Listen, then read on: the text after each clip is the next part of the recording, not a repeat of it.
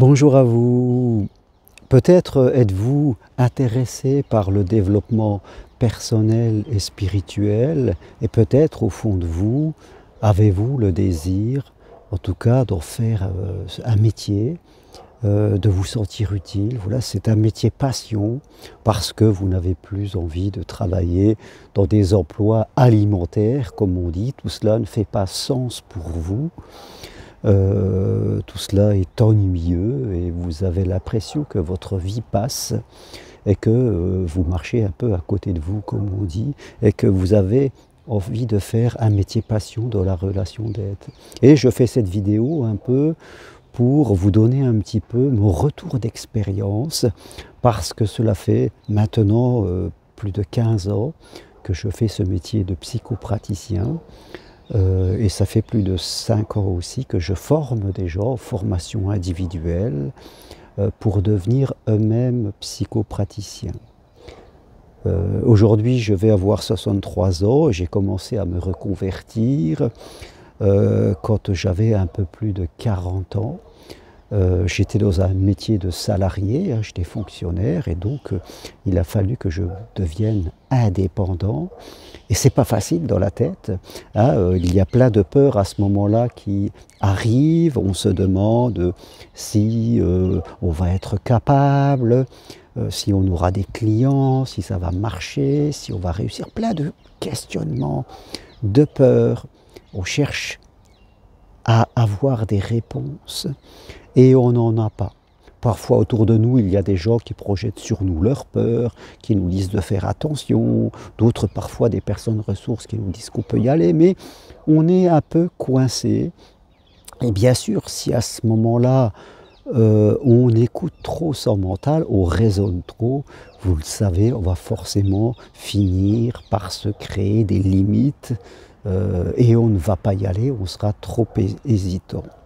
Je crois que moi aussi j'étais là-dedans, parce qu'en plus quand j'ai voulu me former, en tout cas changer, c'était un moment de ma vie où j'étais veuf, ma femme était décédée, donc j'avais 2 enfants à charge, c'était vraiment pas simple. Donc les peurs étaient très présentes et je venais d'une famille où la sécurité était très importante, donc vraiment c'était quelque chose de bloquant. Peu après, j'ai rencontré ma nouvelle épouse aujourd'hui, qui était déjà elle thérapeute, et c'est elle qui m'a orienté sur ce chemin, de me dire tu peux le faire, vas-y. Et puis, c'est en allant dans un magasin que je suis tombé sur un livre écrit par une psychanalyste qui formait aussi, à titre individuel, des psychopraticiens à distance, comme je le fais.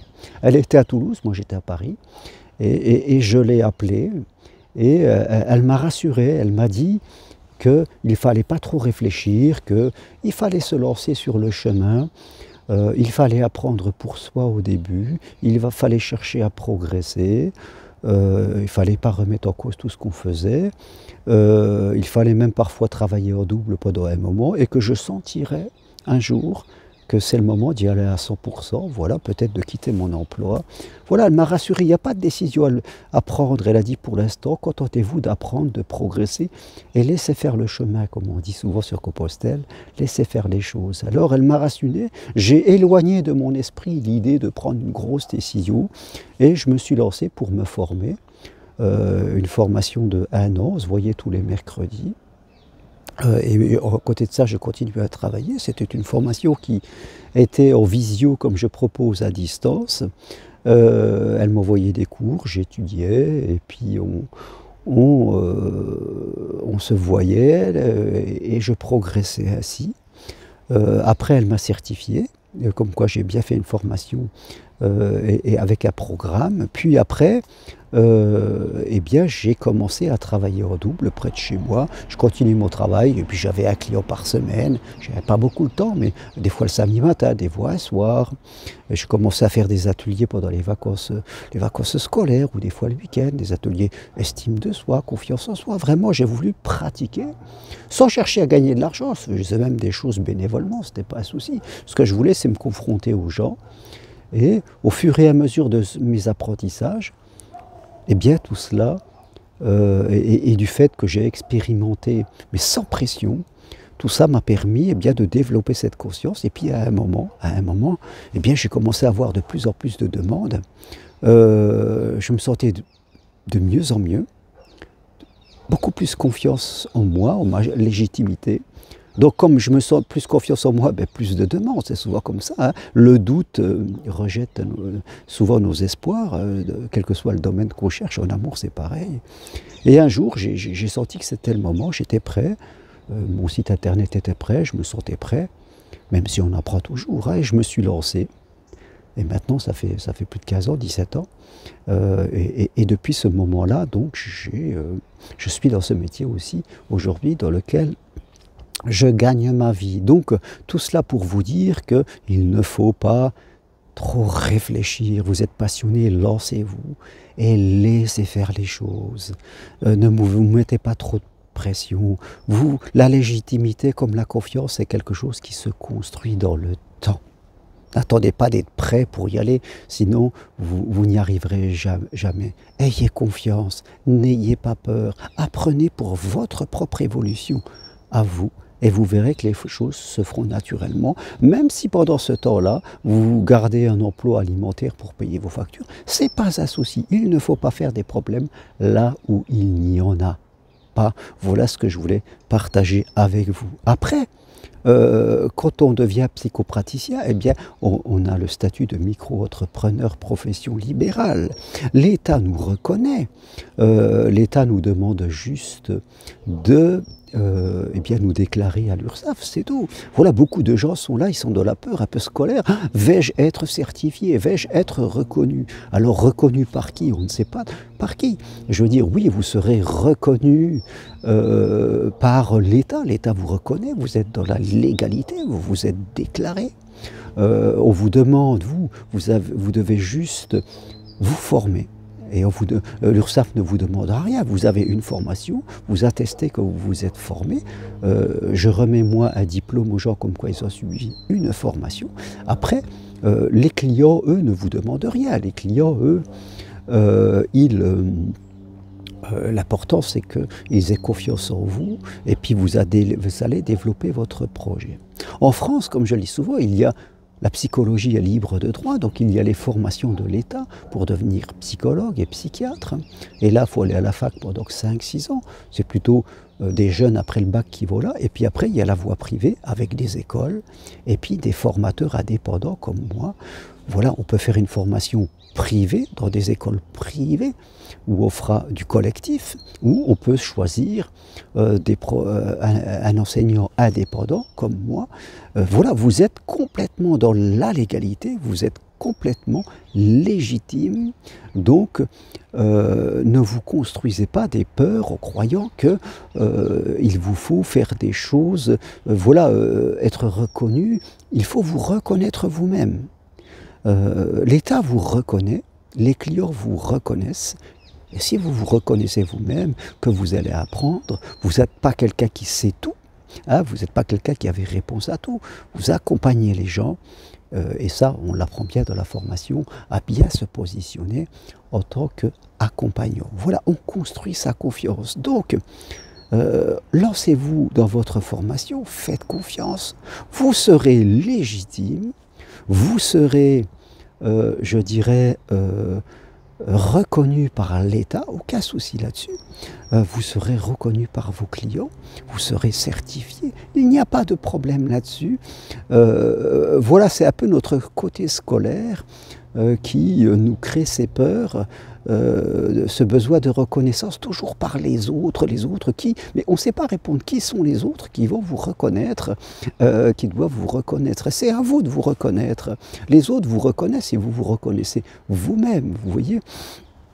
C'est important et je le répète, vous êtes complètement dans la légalité. Donc, si c'est un métier qui vous plaît, si vous avez envie d'être psychopraticien, psychopraticienne, et on peut travailler autant sur le passé, autant que faire du coaching sur le présent. Voilà, la seule différence qu'on a dans ce métier avec, je dirais, des psychiatres ou certains psychologues, c'est nous travaillons, nos clients, c'est monsieur et madame tout le monde, qui ont des problèmes dans leur vie relationnelle, dans leur vie sentimentale, ou dans leur relation à l'argent, à l'amour, que sais-je. Voilà, nous ne faisons pas de psychopathologie, c'est la seule nuance, on laisse ça aux psychiatres ou à certains psychologues. Voilà, le psychopraticien est l'héritier des psychothérapeutes ou de certains psychologues qui travaillent comme nous sur les mêmes rubriques. Simplement, ils s'appellent psychologues parce qu'ils sont passés par l'État.